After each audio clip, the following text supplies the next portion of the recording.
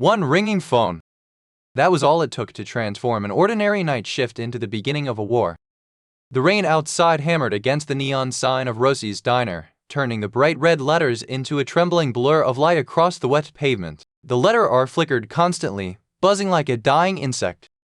Inside, the diner smelled of coffee that had been reheated too many times and fried food that had soaked permanently into the walls. Catherine Doyle wiped down the same table for the fourth time. It was 2 in the morning. The rush was gone. The city had gone quiet. Only the humming refrigerator and the steady drumming of rain against the windows remained. Catherine was 24 years old, her brown hair tied back in a loose ponytail that had begun to fall apart after hours of work. Her uniform was faded from too many washes, and her shoes had worn thin from standing 10 hours straight. Most people never noticed her. Customers barely looked at her when they ordered. Managers barely remembered her name. Catherine existed in that invisible space between people, the place where waitresses lived. She worked double shifts to pay off medical bills her mother had left behind after losing her battle with cancer. Debt collectors called her almost daily. But Catherine never complained. She simply worked. Catherine, the manager barked from the kitchen window. Table 7's still dirty. I just cleaned it. Then clean it again. She sighed quietly and grabbed her rag. Table 7 had been occupied earlier by a strange man wearing a dark coat and a hat pulled low over his eyes. He hadn't eaten his food. He'd simply sat there for nearly an hour, nervously shredding napkins and checking the door every few seconds. Then he had rushed out without paying. Catherine slid into the booth to wipe the table. Something vibrated against the vinyl seat. She paused. There, pressed into the corner of the booth, was a phone. Not a smartphone. An old black burner phone, thick, heavy, and built like a brick.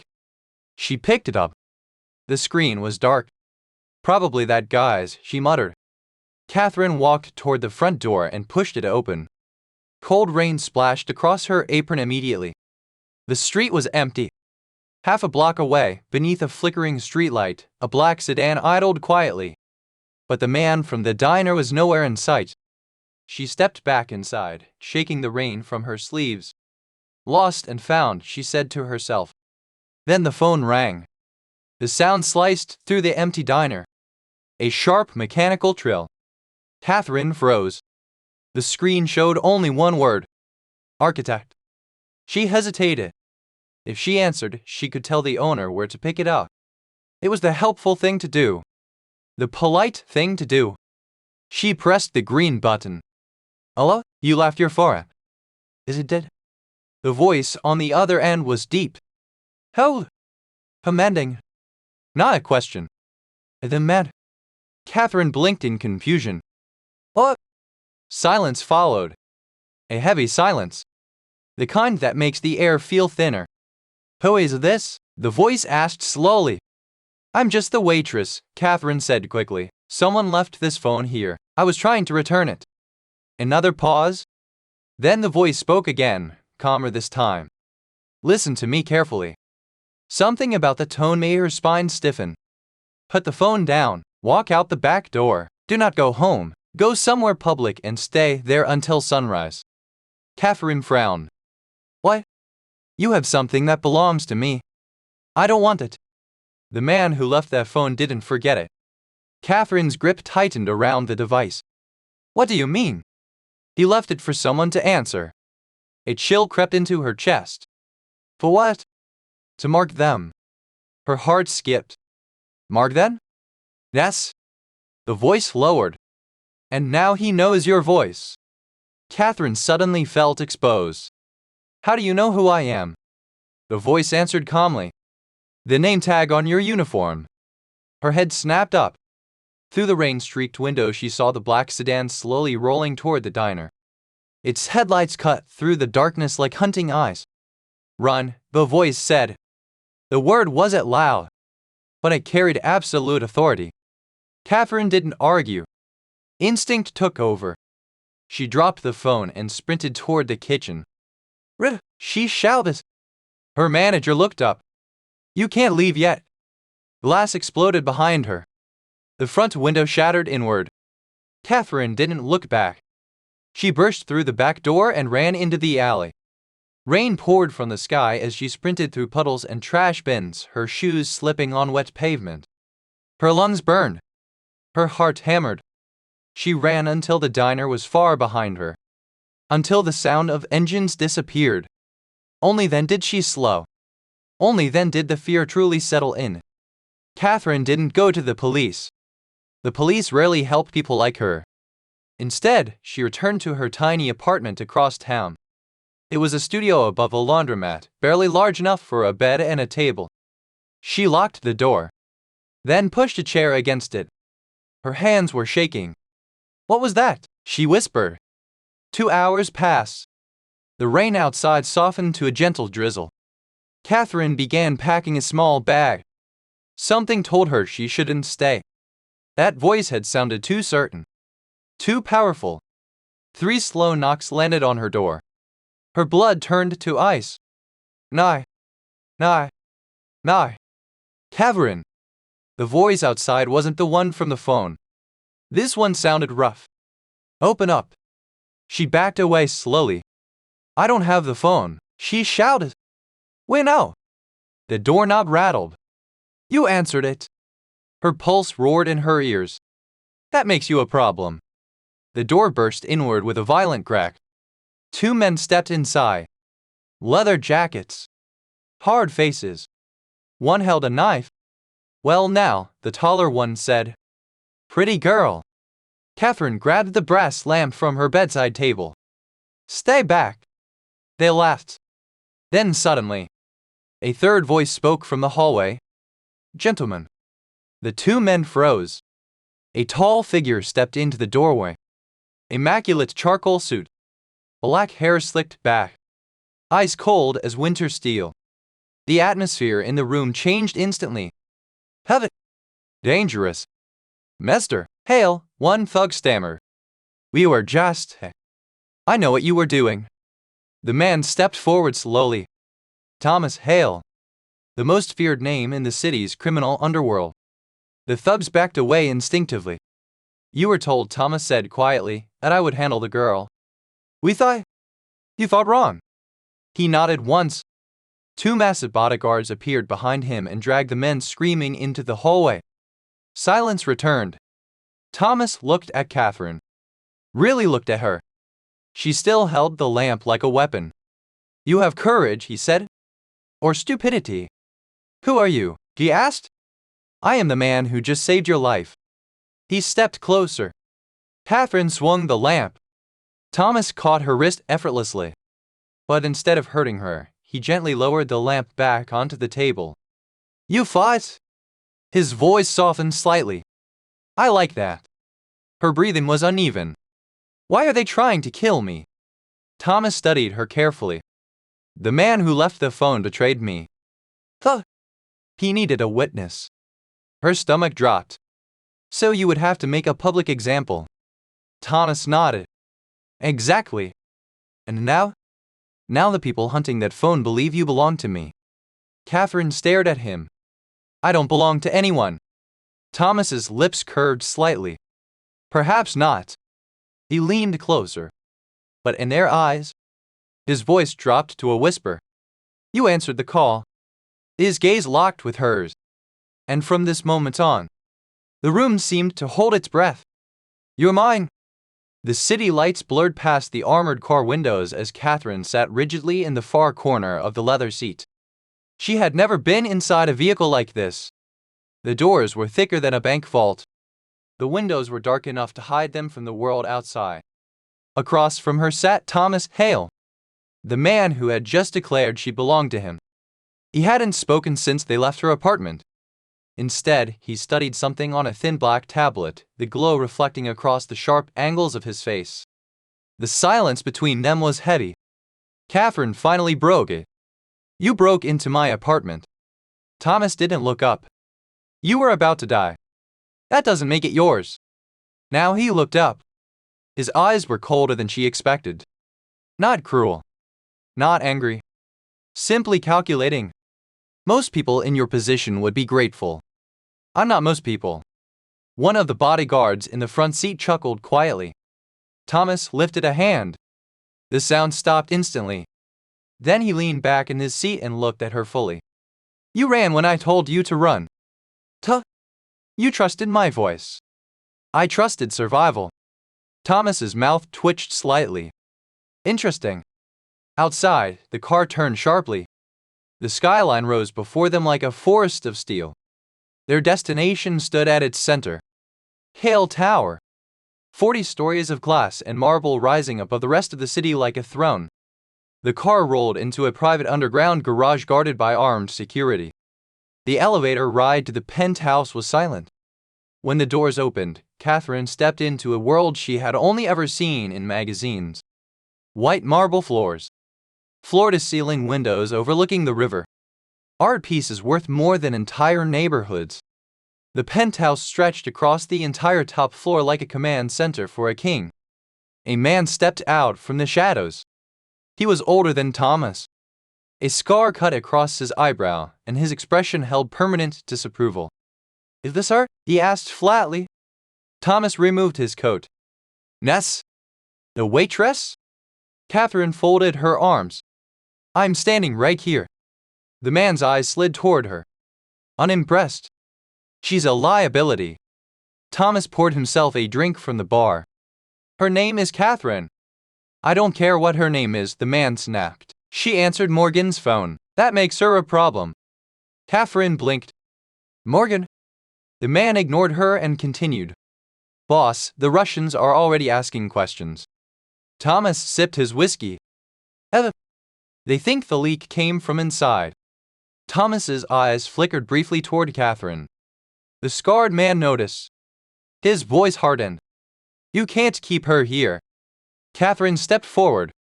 You don't get to decide where I go. The man laughed. Listen to the waitress. His tone turned mocking.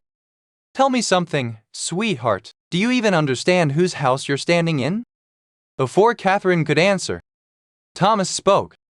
What? The name landed like a warning. The scarred man went still. Touch her, Thomas continued calmly, and you lose the hand. Silence swallowed the room. Luca studied Thomas for a long moment.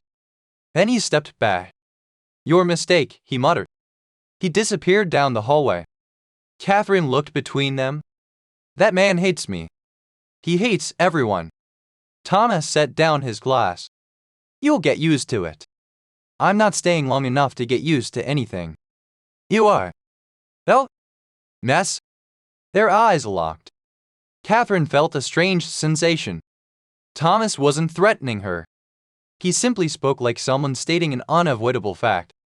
Why? She demanded. Because, Thomas said quietly, the people hunting that phone believe you're part of my organization. I'm not. They don't care. He walked closer. The moment you answered that call, you stepped onto the board. Catherine exhaled slowly. I want to leave. You can. Her eyebrows rose. Thomas gestured toward the window. You could walk out that door right now. She hesitated. Then frowned. You're lying. I'm not. So why am I still here? Thomas tilted his head slightly. Because you're intelligent enough to realize leaving would get you killed. Catherine opened her mouth, then closed it. He was right. Thomas studied her carefully. Ugh. She didn't move. I'm not your employee. Correct. Then stop giving orders. For a moment the room fell quiet. Then something unexpected happened. Thomas smiled. Not arrogantly. Almost amused. You're the first person who has said that to me in years. Maybe everyone else is smarter. Or weaker. Catherine didn't respond. Thomas pulled out a chair at the long dining table. This conversation will be easier sitting down. Reluctantly, she sat. Thomas remained standing. I need you to tell me exactly what happened in that diner. Catherine sighed. You already know. I know parts. Then ask. Thomas folded his arms. The man who left the phone. Describe him. She thought for a moment. Nervous. Details. Gray coat, hat pulled low. He kept checking the door. Thomas nodded slowly. And he never spoke? No. Catherine paused, then added something. He wasn't scared of the police. Thomas's eyes sharpened. What makes you say that? Because he looked relieved when the police drove past the diner.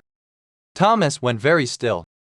Luca's voice suddenly echoed faintly down the hallway. I told you she was trouble. Thomas ignored him. Instead, he pulled a laptop toward Catherine. Look at these. Photos flashed across the screen. Mel, dozens of them. Do you recognize anyone? Catherine leaned closer. Her brow furrowed. Then she tapped one image. That one. Thomas's expression darkened. Morgan. Catherine nodded. That's the man who left the phone. Luca returned instantly. What? Thomas turned the laptop toward him. Luca saw. Your servant? Thomas asked. Yes. Thomas's jaw tightened. That's impossible. What? Because Morgan is supposed to be dead. The room grew quiet. Luca paced angrily. This is bad. How about? Catherine asked. Luca looked at her. For you, Hale. Thomas ignored him again. Explain. Luca rubbed his temples. Morgan used to run our financial channels, gambling rings, loan networks, offshore accounts. He stole something. What? Information. Thomas's voice hardened. The diamond shipment. Catherine blinked. Diamond shipment? Luca gave her a look. You really don't know anything. Thomas answered for her. $50 million in uncut stones arriving tomorrow night. Catherine whistled softly. That's a lot of coffee tips. Luca glared. Thomas didn't smile. Morgan disappeared with the access codes. And the phone? Catherine asked. The phone receives the rotating security key for the shipment container. Realization hit her. So whoever has the phone controls the diamonds. Thomas nodded. Yes. Catherine leaned back slowly. And now the people chasing Morgan think I have it. Thomas met her gaze. Exactly. A long silence followed. Finally, Catherine spoke. Well, what? Luca snapped. She folded her arms calmly. You're all thinking about this wrong. Both men stared at her. Thomas's voice softened. Explain. Catherine tapped the laptop screen. Morgan left the phone where someone would find it. Ness. So he wanted a witness. Ness. And he wanted that witness to lead you somewhere. Thomas's eyes narrowed. Go on. Catherine pointed at Morgan's photo. He is not running. He is hiding, Lucas said. Oh. Catherine shook her head. He is waiting. Thomas leaned forward slightly. For what? Her voice dropped. For you. The words hung in the air. For the first time since entering the tower. Thomas Hale looked at Catherine not like a civilian, but like someone worth listening to. And somewhere deep in the city, a man named Morgan smiled. The trap had already begun. Morning came slowly over Hale Tower. Sunlight spilled across the glass walls of the penthouse, turning the river below into a sheet of molten gold. For most of the city, it was the beginning of an ordinary day. For Catherine Doyle, it felt like the beginning of something far more dangerous. She had barely slept. Every time she closed her eyes, she replayed the night before, the phone call, the shattered diner window, the men breaking into her apartment, and the moment Thomas Hale stepped through the doorway like a storm wearing a suit. She had entered a world that did not forgive mistakes. And yet somehow, she was still alive. A soft knock came from the guest room door. Catherine sat up immediately. Yes? The door opened slightly. A quiet house attendant wheeled in a rack of clothing, dresses, blouses, tailored suits, all elegant, expensive, and completely unlike anything Catherine had ever owned. Mr. Hale requests your presence for breakfast, the attendant said softly.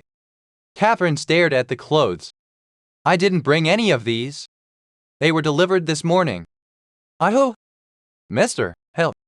The attendant pointed at one outfit. A meeting begins in 30 minutes. What meeting? The council.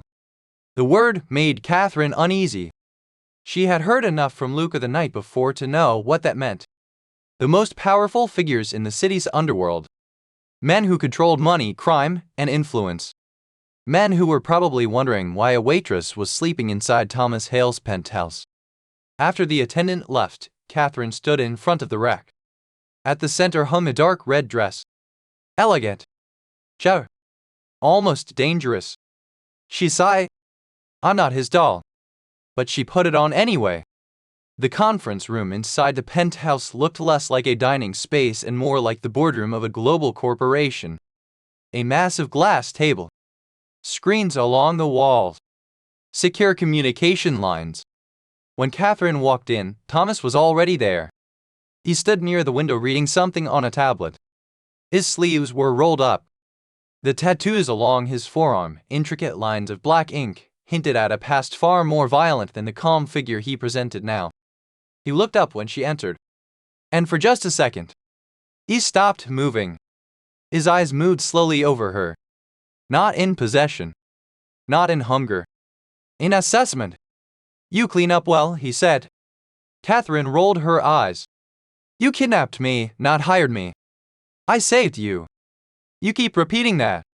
Thomas gestured to the chair beside him. He did. What's the council? He asked. The men who decide whether I continue running this city. Catherine blinked. That sounds unhealthy. For them. He tapped the table. A massive screen lowered from the ceiling. Faces appear. 5 men. Different ages. Different styles of power. But the same calculating eyes. The meeting began instantly. Thomas, one of them said coldly, "We hear Morgan is alive." Thomas didn't react. Yes? And your response? I'm handling it. Another man leaned forward. You've been saying that for 2 years. A third voice joined. We also hear a civilian answered the phone. Catherine felt every gaze turned toward her. One of the council members squinted. Is that her? Thomas spoke before anyone else could. Yes. You brought her to the tower? Yes. The men exchanged looks. That's reckless. Or weak. Catherine felt anger rise. But Thomas's hand rested calmly on the table. He didn't react. The council member leaned closer to the camera. Tell me something, Mr. Hale. His voice turned sharp. Did you keep the waitress because she's useful? Or because you're losing control? Silence fell across the room. Then something unexpected happened. Catherine spoke. Actually, she said calmly. The room froze. Thomas turned his head slightly. But he didn't stop her. 5 powerful men stared at her in shock. Who allowed you to speak? One snapped. Catherine leaned forward slightly. Someone showed. Thomas watched her carefully. Go on, he said quietly. The council member scoffs. This is ridiculous. Catherine ignored him. You're asking the wrong question. The men exchanged irritated glances. What question should we ask? One said sarcastically. Catherine tapped the table screen. Morgan didn't steal the phone to escape. Thomas's eyes sharpened. He stole it to control the shipment. And you're assuming he wants the diamonds. Luca, standing against the wall, suddenly frowned. Catherine continued. But if he just wanted the diamonds, he'd already have them. The council members slowly leaned closer. So what does he want? One asked. Catherine's voice lowered. He wants a war. Silence. How? Absolute. Explain, Thomas said. She pointed to the screen. Morgan leaks the existence of the phone. Everyone starts searching. He leaves it in a diner. He ensures a civilian answers. And suddenly, she looked directly at the council. Everyone believes the leak came from inside Thomas's organization. The realization spread across the faces on the screen. Divide the council, Catherine continued. Create paranoia. And then, her eyes flicked to Thomas. He waits for you to destroy each other. The room stayed silent for a long time. Finally, one of the council members spoke slowly. How does a waitress know how to think like that? Thomas looked at her. He was curious too. Catherine shrugged. My mom was an accountant. Eh, she taught me how money moves. Luca muttered under his breath. I knew she was trouble. Thomas turned back to the council. You heard her. One of the older council members nodded slowly. For now, Hale retains control of the shipment. Another added. But if this escalates? Thomas's voice was calm. It won't. The screen went dark. The meeting ended. The room remained quiet. Then Luca burst out laughing. Well, I'll be damned. He pointed at Catherine. You just saved his throne. Catherine folded her arms. I saved my own life. Thomas walked toward her slowly. His eyes held something new now. Respect. You saw the board. I see patterns. And you spoke without fear. I spoke because silence would be stupid. Thomas stopped in front of her. You just challenged 5 men who control half this city. Catherine shrugged again. They were wrong. Thomas studied her carefully. Then something in the room beeped. A security alert. Luca grabbed his radio instantly. What is it? A voice crackled through. Boss, we've got a situation downstairs. Thomas's tone turned cold. What kind of situation? Sniper. Catherine's stomach dropped. The next moment, the glass shattered. A bullet punched through the penthouse window and buried itself into the wall exactly where Thomas had been standing 2 seconds earlier. The room exploded into movement. Luca grabbed a weapon. Bodyguards rushed in. Catherine was pulled behind the table. Thomas didn't duck. He simply stared at the shattered window. Then he spoke calmly. Morgan just answered us. He turned toward Catherine. You were right. For the first time since this began, the war had officially started, and the invisible waitress had just stepped into the center of it. The shattered window of the penthouse looked out over the river like an open wound. Cold wind rushed through the broken glass, scattering papers across the conference table. Bodyguards moved fast. Weapons drawn. 2 of them dragged Catherine away from the exposed window while another team scanned rooftops across the skyline with long-range scopes. Luca barked orders into his radio. Find the shooter. Lock down every building across the river. I want eyes everywhere. But Thomas Hale hadn't moved. He stood exactly where he had been when the bullet shattered the glass. The only sign of reaction was the slow tightening of his jaw. Catherine watched him from across the room. Someone just tried to kill you, she said. Thomas nodded slightly. Yes? You don't seem surprised. I'm not. Luca walked over, furious. That shot came from across the river, professional distance. Morgan hired someone serious. Thomas finally turned away from the window. He didn't hire a sniper to kill me. Luca frowned. What? Thomas looked at Catherine. That bullet missed by 12 inches. Catherine blinked. Tuh. So Morgan doesn't miss. The realization settled into the room. Luca's voice lowered. You think it was a warning? Thomas nodded. Or an invitation? Catherine stepped closer. The what? Thomas looked out over the city again. To the next move. 2 hours later, the penthouse had turned into a command center. Screens displayed satellite feeds, security cameras, financial reports, and shipping routes. Thomas's empire was bigger than Catherine imagined. It wasn't just crime. It was infrastructure. Shipping lines. Private security firms. Investment groups. Entire networks hidden behind legitimate businesses. She stood near one of the screens studying a shipping manifest. Thomas noticed. You read logistics reports? I read numbers. He stepped closer. What do you see? Catherine scanned the screen. The diamond shipment. Yes. She pointed at the timeline. It's wrong. Luca looked over her shoulder. What's wrong? This container arrives tomorrow night. Yes? But Morgan already knows the route. Luca shrugged. We changed it. Catherine shook her head. No, you didn't. Thomas tilted his head. Explain. She tapped the screen again. You rerouted the ship. Yes? but the insurance paperwork still lists the original port. Luca froze. Catherine continued calmly. That means someone inside your financial division processed the paperwork. Thomas's voice lowered. And Morgan now knows both routes. The room went silent. Luca swore under his breath. That means we've got another leak. Thomas studied Catherine again. You see details others miss. She shrugged. I used to balance my mom's tax spreadsheets. Tax spreadsheets don't usually stop wars.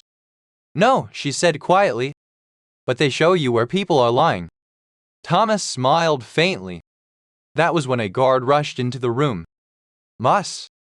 Everyone turned. We intercepted a call. From Morgan? Luca asked. No. The guard hesitated. From someone inside the council. The room chilled. Thomas walked slowly toward the screen. What? The recording crackled to life. A distorted voice spoke quickly. Morgan, the shipment moves tomorrow. Hale doesn't suspect anything. Catherine's stomach twisted. That voice sounded familiar. Then Morgan's voice answered. The? And the girl, the traitor asked. Morgan laughed softly. She is already useful. Thomas's eyes flicked toward Catherine. Morgan continued. Soon she'll be the reason Hale destroys himself. The recording ended.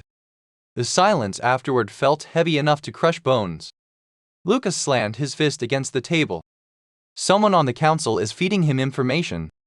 Thomas's voice was calm. Ness? But which one? Catherine leaned closer to the screen. Play it again. They did. She listened carefully. Again.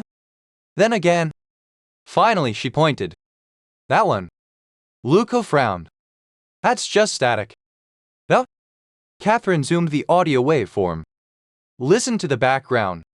The room leaned closer. Faint music played behind the traitor's voice. What? Classical? Thomas's eyes narrowed. That's not static. Catherine nodded. That's an opera rehearsal. Luca blinked. Catherine pointed to the schedule board. The only opera rehearsal happening today is at the Lyric Theater. Thomas finished the thought. And only one council member owns a private box there. Luca cursed. Victor Salazar. Thomas's eyes turned cold. Now we know. Catherine crossed her arms. So what's the plan? Thomas looked at her. You're coming with me tonight. No. The word came instantly. The room paused. Thomas studied her. Explain. You want me as bait. Correct. No. Lucas scoffed. Sweetheart, you don't get a vote. Thomas lifted a hand. Luca fell silent. Catherine met Thomas's gaze directly. You said I had a choice. I did. And my choice is not dying for your empire. Thomas nodded slowly. There. Luca exploded. She's the key to flushing out Salazar. Catherine stood. If you want my help, we do this my way. Thomas leaned against the table. And your way is? No guns in the theater. Luca laughed. You're insane. Thomas remained silent. Continue, he said. Catherine pointed at the shipment board. Morgan doesn't want the diamonds. We already know that. He wants you. Thomas nodded slightly. So we give him exactly that. Luca frowned. What does that mean? Catherine's voice dropped. We make him believe he is winning. Thomas watched her carefully. And how do we do that? Publicly. Silence filled the room again. Then Thomas asked the question that mattered. And what are your conditions? Catherine held his gaze. 3. Name them. First, no one dies tonight unless there is no other choice. Luca muttered. This isn't church. Thomas ignored him. Second, you tell me the truth about everything from now on. Thomas nodded slowly. And the third? Catherine hesitated. Then spoke quietly. I'm not yours. The words hung in the air. For the first time since they met. Thomas Hale looked uncertain. Finally he spoke. You must understand. Catherine raised an eyebrow. Oh! Thomas lowered his voice. I said you were mine because the world believes it. His gaze softened slightly. But if you stay. He stepped back. You stay because you choose to. The room was silent. Catherine studied him. Then nodded once. Good. Thomas extended his hand. Then we have an agreement. She shook it. And in that moment, the waitress officially became something far more dangerous. Thomas turned to Luca. Prepare the theater. Luca grinned darkly. Finally. But Catherine looked out the shattered window toward the city. She knew something Thomas didn't. Morgan wasn't just watching. He was planning something bigger. And tonight, the entire city was walking into the trap. Night draped itself across the city like velvet. The lyric opera house glowed beneath golden lights, its grand entrance crowded with luxury cars, politicians, investors, and the quiet elite who believed culture made them civilized. But tonight the opera house was not hosting art. It was hosting a battlefield. Catherine stood in front of a tall mirror inside a private dressing suite. The woman staring back at her barely resembled the waitress who had been wiping tables the night before. Her hair had been styled into soft waves pinned behind one ear. The dress she wore was black, long, elegant, and cut with quiet precision. It wasn't flashy. It was powerful. She looked like someone who belonged in rooms where decisions shaped cities. But Catherine still felt the echo of the diner inside her chest. The quiet girl who had spent years invisible. Behind her, Thomas adjusted the cuff of his jacket. He wore a dark tuxedo, the kind that made him look less like a criminal and more like the man who owned the entire building. In a way, he did. You're thinking too loudly, he said. Catherine glanced at him in the mirror. Is that a Mafia talent? No. He walked closer. It's a survival skill. She turned toward him. What happens if this goes wrong? Thomas considered the question seriously. Then tonight becomes a funeral. For who? He studied her for a moment. For Morden. Catherine sighed. That's comforting. Thomas's gaze softened slightly. You can still walk away and get hunted by both sides? Yes? That's not much of a choice. It's the only honest one. Before Catherine could answer, Luca stepped into the room. He looked uncomfortable in his tuxedo, like a wolf forced into formal clothing. Everything's in place, he said. Snipers? 2 on the roof across the street. Inside? 3 more hidden in the upper balcony. Thomas nodded. And Salazar? Luca smirked. Already in his private box. Catherine crossed her arms. So the traitor walked into the trap. Greed makes people predictable, Luca said. Thomas turned to Catherine. Read it? She took a slow breath. No. He nodded. Read. The grand foyer of the opera house shimmered with chandeliers and marble. Music floated through the air as guests gathered before the performance. When Thomas Hale entered the room, conversation paused. When Catherine walked beside him, the room froze. People stared. Not because of the dress. Because of the way Thomas looked at her. Protective. Watchful. Like she mattered. Reporters whispered quietly. Who is she? New girlfriend? Political ally? No one knew. Catherine felt every pair of eyes tracking them as they crossed the floor. She leaned closer to Thomas. Everyone is staring. They always stare. At power. They reached the bar. Catherine ordered sparkling water. Her hand trembled slightly as she lifted the glass. Where is Morgan? She whispered. Thomas's voice answered quietly through the small microphone hidden near her collar. He is here. Her heart skipped. Where? Watching. Catherine slowly scanned the room. Hundreds of faces. Too many. Then the phone in her clutch vibrated. She froze. Thomas noticed instantly. The phone? He asked softly. She nodded. Answer. Catherine pulled out the burner phone. The screen displayed unknown. She pressed the button. Hello. Morgan's voice purred through the speaker. Good evening, Catherine. Her stomach twisted. You look beautiful tonight. She turned slowly in place. Where are you? I prefer the shadows. Thomas listened through the earpiece. Keep him talking, he whispered. Morgan continued. You should know something. What? Thomas Hale never keeps anything he doesn't intend to own. Catherine glanced toward Thomas. His expression didn't change. Is that supposed to scare me? He asked. No, Morgan said. It's supposed to warn you. Catherine stepped toward the staircase leading to the upper level. Why leave the phone? He asked. Because I needed a messenger. For what? For tonight. Thomas whispered urgently. Catherine, stop moving. But she kept walking. Morgan's voice dropped. Third floor, east balcony. Catherine's pulse thundered. You're here. I told you. Thomas spoke sharply through the earpiece. It's a kill zone. I know, Catherine whispered. Do not go up there. But Catherine had already reached the stairs. She quietly removed the earpiece, then dropped it into a champagne glass. The connection died. The third floor hallway was quiet. Construction tarps hung from scaffolding. Dust and sawdust filled the air. The music from the opera hall below echoed faintly through the walls. Catherine stepped onto the balcony. Rows of empty red seats stretched below. On the stage, musicians tuned instruments. And near the railing, a man stood waiting. Morden. He looked smaller than she expected. Malde. Sharp face. Cruel eyes. He smiled when he saw her. I was wondering if you'd come. Catherine held up the phone. You wanted this. Morgan stepped forward slowly. You're smarter than Hale thinks. Dig it. She tossed the phone. It slid across the wooden floor toward him. Morgan bent to pick it up.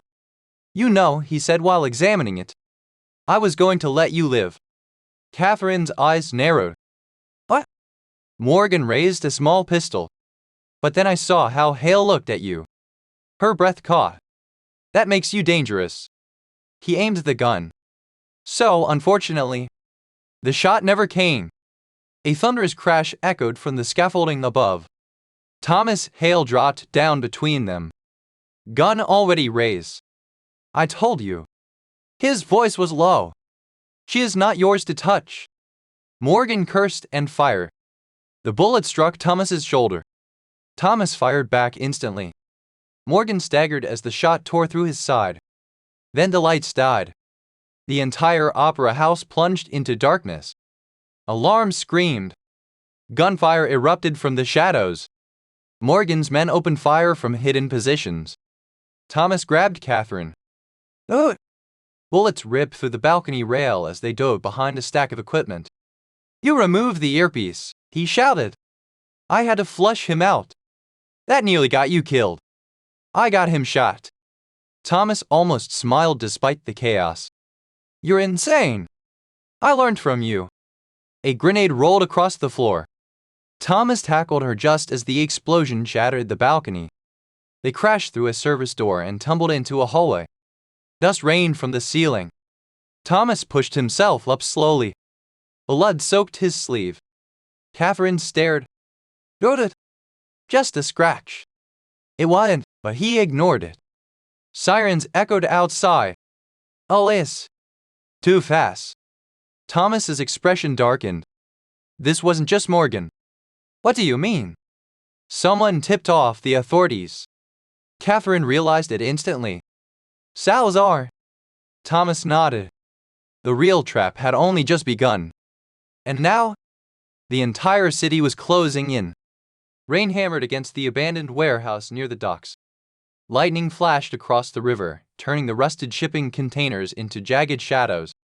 Inside the building, the air smelled like oil, salt water, and old metal. Catherine stood beside a broken window, staring out at the storm. 24 hours ago she had been serving coffee to truck drivers. Now she was hiding in a dockside warehouse with the most feared man in the city. Behind her, Thomas sat on a wooden crate while Luker wrapped a bandage around his shoulder. The bullet wound wasn't fatal, but it was deep. You should be in a hospital, Catherine said quietly.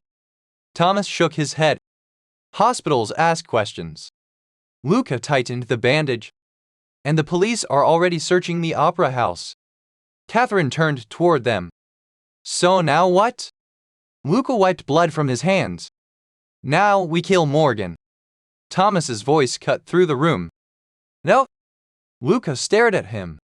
No. Thomas stood slowly, ignoring the pain in his arm. Morgan was never the real problem. Catherine frowned. What do you mean? Thomas walked toward the cracked window. The council member who betrayed us. Salazar, Luca muttered. Yes. Thomas looked back at Catherine. Morgan was just the weapon. And Salazar? He asked. The man pulling the trigger. Catherine folded her arms. So what's the plan? Thomas studied her carefully. We expose him. Luca snorted.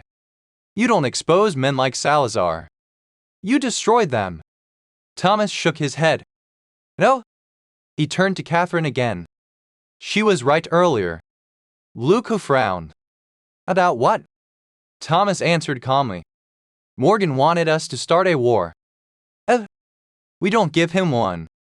Catherine felt something shift inside her. For the first time since this began, Thomas Hale wasn't thinking like a king of criminals. He was thinking like a man who wanted the war to end. But before she could respond, a phone rang. Everyone froze. It was Thomas's encrypted satellite phone. He looked at the screen, then answered. Thomas Hale.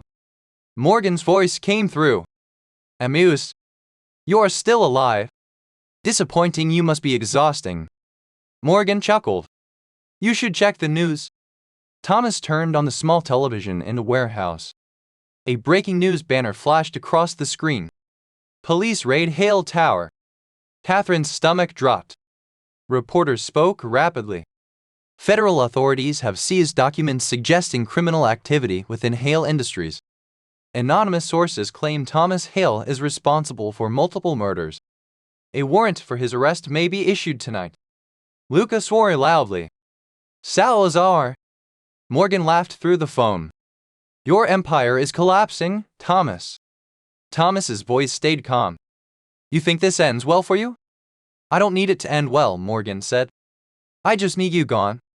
The call ended. Silence swallowed the warehouse. Catherine looked at Thomas. You're losing everything. He nodded. Ness? And you're calm about that? He met her eyes. I've lost worse. Catherine felt the weight behind those words.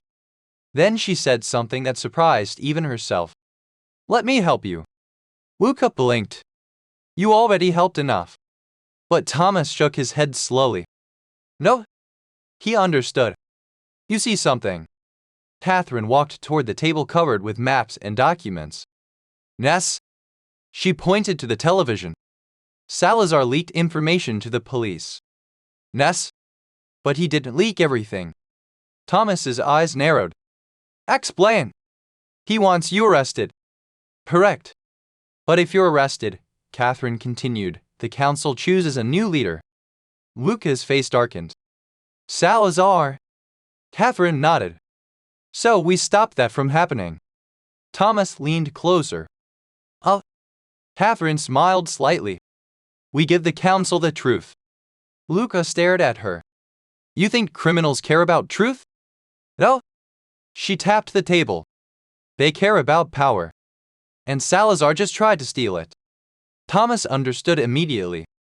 You want the council to see the betrayal. Ness? And Morgan? He becomes the proof. Luca slowly began to grin. That's actually not bad. Thomas looked at Catherine for a long moment. You've never done this before. No? And yet you're leading a war. Catherine shrugged. I'm just tired of men trying to kill me. Thomas almost laughed. The meeting happened the next night. A private room in an old government building. The remaining council members sat around a long wooden table. They expected to see a fugitive. Instead, Thomas Hale walked through the door. Beside him stood Catherine. The room erupted with angry voices. You're insane for coming here. You're finished, Hale. Thomas raised a hand. Silence returned slowly. You should hear the truth first. Salazar leaned back in his chair, smiling. What truth? Catherine stepped forward. You betrayed the council. Salazar laughed. Who is this girl? The one who found your mistake, Thomas said calmly. Catherine placed a small recorder on the table. What? The recording filled the room. Salazar's voice speaking with Morgan. Promising information. Promising control. Promising the throne. The council members turned slowly towards Salazar. His smile disappeared. You can't prove anything, he snapped. Catherine leaned closer. Actually. She slid several documents across the table. Financial transfers. Wire payments. Messages. Thomas watched the room carefully. Salazar sold your organization to Morgan. The silence that followed was deadly. One of the older council members stood slowly. You tried to replace Hale. Salazar stood too. You're all fools if you think Hale deserves this city. He pulled a gun, but he never fired. Catherine moved first. She knocked the weapon from his hand with a metal chair. Security guards rushed in. Salazar was dragged away shouting. The war ended in a single moment. 3 months later, the city looked different. Several criminal networks had been dismantled. Financial records exposed corruption. Salazar disappeared into prison. Morgan was found dead in another country. And Thomas Hale changed his empire. Many illegal operations were shut down. Others became legitimate businesses. The city whispered about the transformation. No one understood why. But Catherine did. She stood on the balcony of Hale Tower overlooking the river. The same balcony where a sniper once tried to kill Thomas. He walked toward her quietly. You could have taken everything, he said. Oh, money. The power. The throne beside me. Catherine looked at the city lights. I didn't want your throne. What do you want? She turned toward him. A life where I choose my future. Thomas nodded. And if that future includes me? Catherine smiled softly. That depends. Thomas stepped closer. For the first time since they met. The feared Mafia boss looked uncertain. Not we. Just honest. What do I have to do? He asked quietly. Catherine looked at him carefully. Keep choosing the better path. And if I fail? She shrugged. Then I walk away. Thomas considered that. Then nodded. Fair. He extended his hand. Not as a command. As a choice. Catherine took it. Not because she had to. But because she wanted to. Below them, the city moved forward. Quiet. How? A waitress had once answered a phone call by mistake. And in doing so, she had changed the fate of an empire. Sometimes power isn't loud. Sometimes it looks like an invisible person standing in the corner of a room. People mistake silence for weakness. But silence can also be patience. And patience, when paired with courage, can shake entire empires.